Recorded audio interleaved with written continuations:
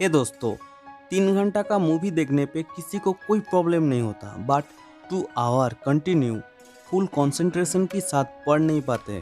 एक एवरेज इंसान के दिमाग में पर डे 50,000 थॉट्स आता है। दुनिया की सबसे कठिन काम है अपना दिमाग को एक जगह पर कांस्टेंट रखना। ज़्यादातर स्टूडेंट सोचते सोचते अपना पूरा टाइम को बिता देते हैं। स्टूडेंट लाइफ में की गई सबसे ज़्यादा क्वेश्चन में से एक क्वेश्चन है, मुझे कितना टाइम पढ़ाई करना है। मैं इस वीडियो में आपको 22 टिप्स बताऊंगा जिससे आप पता लगा सकते हो लॉन्ग टाइम तक बिना डिस्ट्रैक्ट हुए कैसे पढ़ सकते हो। वीडियो को लास्ट तक जरूर देखना, सीखने के लिए बहुत कुछ मिलेगा। और एक बात, आप कितना टाइम पढ़ाई करते हो वो कोई मैटर नहीं करता है, बट आप जितना टाइम पढ़ाई करते हो उस टाइम पे आपका आउटपुट कितना मिलता है वही सबसे बड़ी बात है। Number 1, creating a good study environment. पढ़ाई करने के लिए ऐसा रूम लीजिए जहाँ पर आमतौर पे कोई नहीं जाता है, जहाँ शोर शराबा थोड़ा सा कम हो, जहाँ पे बाहर का साउंड थोड़ा सा कम आए। स्टडी रूम को हमेशा साफ सुथरा रखो।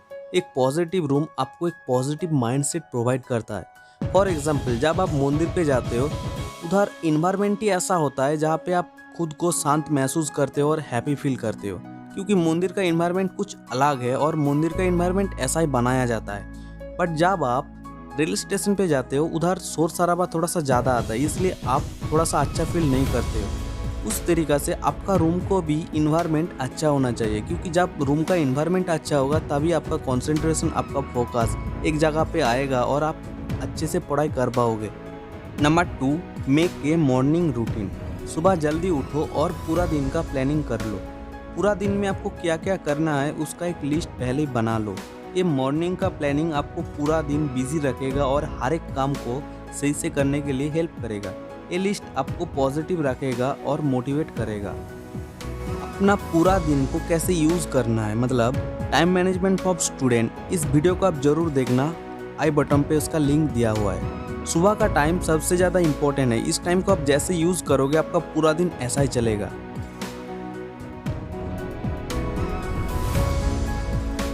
सबसे डिफ़िकल्ट सब्जेक्ट को पहले पढ़ लो दिन का शुरुआत में। हार्ड सब्जेक्ट जब आप पढ़ लोगे तब पूरा दिन फ्री रहोगे और बाकी जो सब्जेक्ट है उसको बहुत आसानी से आप कर सकते हो। पहले डिफ़िकल्ट सब्जेक्ट को अगर कंप्लीट कर लोगे ना तो आपका कॉन्फिडेंस लेवल कई गुना बढ़ जाता है। मुझे एक बात याद आ गया, जब हमारा कॉलेज का एग्ज़ाम बहुत नज़दीक होता था तब सबसे पहले जितना भी हार्ड सब्जेक्ट है ना, जैसा strength of materials, hydraulics, RCC, ये सब सब्जेक्ट को ना हम लोग बहुत पहले रेडी कर लेते। और ये सब सब्जेक्ट जब रेडी हो जाता है ना तब हम लोग पूरा फ्री हो जाते हैं। और एग्ज़ाम की बस 1 और 2 दिन पहले जो इजी सब्जेक्ट है, जैसा सर्वे हो गया, soil stabilisation, water resource, transportation engineering, ये सब सब्जेक्ट को बस 1 या 2 दिन आराम से पढ़ लेते और पूरा रेडी हो जाता। क्योंकि हम लोगों के पास कॉन्फिडेंस इतना ज़्यादा होता था, क्योंकि हर सब्जेक्ट तो पहले ख़त्म हो गया ना। इसलिए जितना भी आपका काम है, सबसे इम्पोर्टेंट काम को पहले ख़त्म कर लो, बाद बाकी टाइम आप फ्री हो जाओ। और जितना छोटा छोटा काम है या जो छोटा छोटा सब्जेक्ट है उसको ख़त्म करो। Number 4, early to bed early to rise. जितना जल्दी हो सके आप उठ जाओ। रात में कैसे भी करके 11 बजे के आसपास सो जाओ और जैसे भी करके 5 बजे के आसपास उठ जाओ।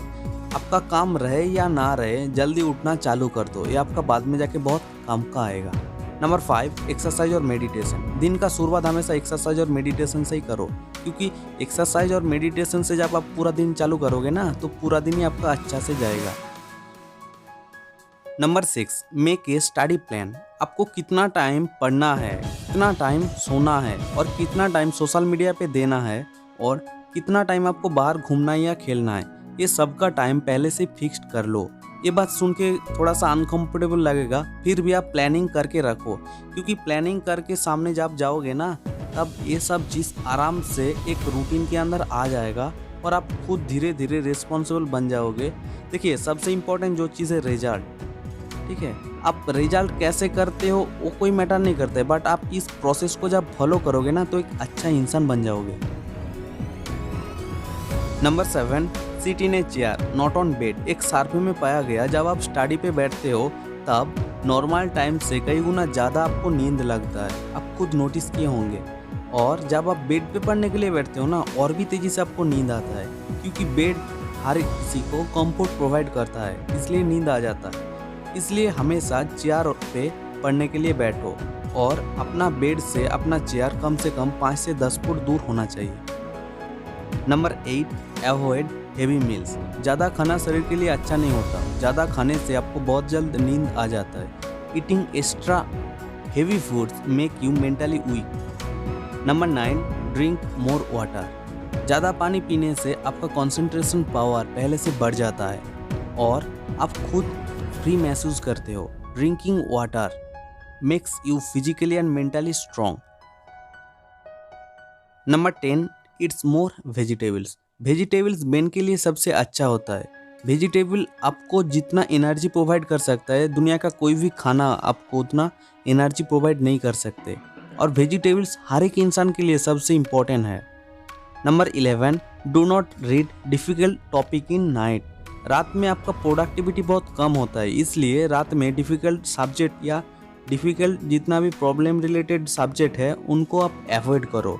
आप नोटिस कर सकते हो जब बहुत सारा मैथ का सॉल्यूशन जो रात में होता नहीं है वो मॉर्निंग का टाइम पे बहुत इजीली हो जाता है। Number 12, writing in the middle of reading.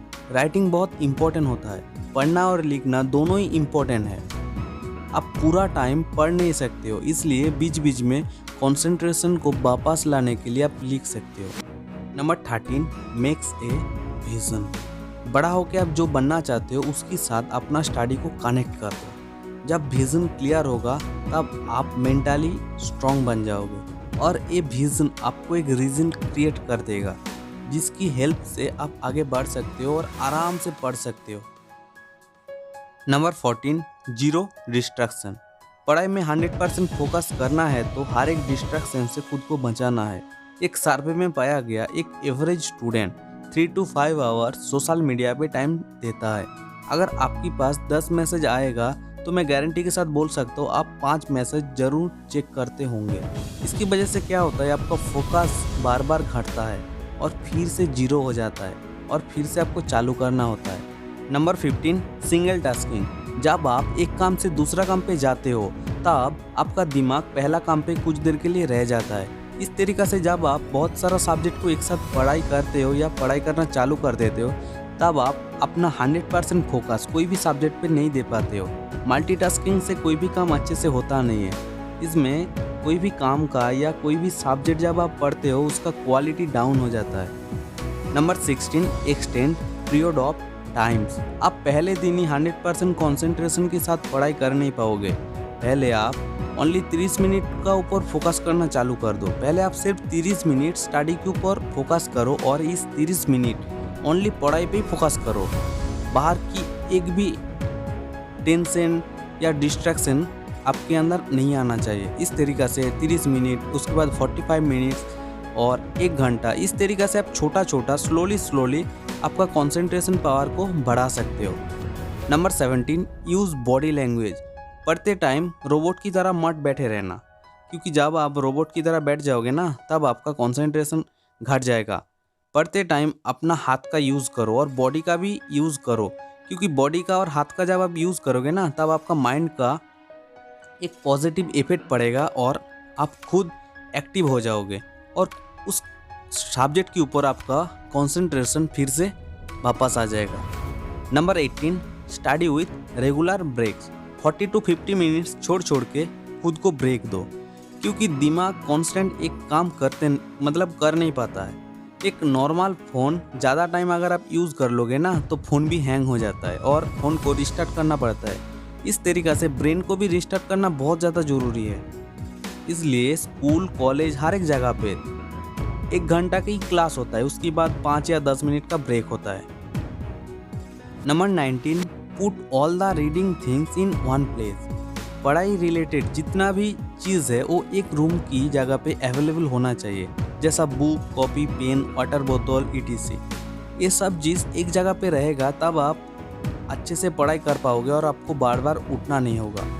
Number 20, make notes yourself. School और ट्यूशन के बाद आप खुद अपने हिसाब से नोट्स बनाओ, क्योंकि इंसान बहुत जल्द सब कुछ भूल जाता है।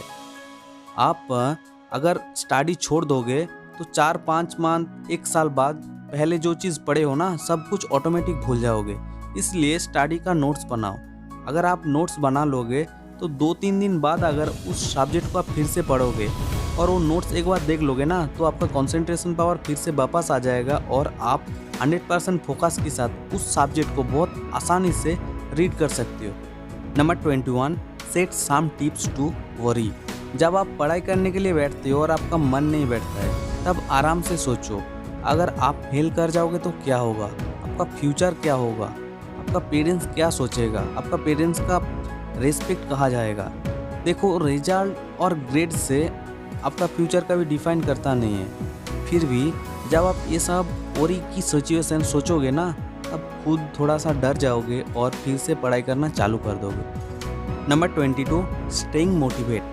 पढ़ाई में खुद को लॉन्ग टर्म तक मोटिवेट रखने के लिए आपके पास एक स्ट्रॉन्ग रीज़न होना चाहिए। आप क्यों पढ़ाई करते हो, ये रीज़न आपके पास होना चाहिए, तब जाके आप आराम से पढ़ सकते हो।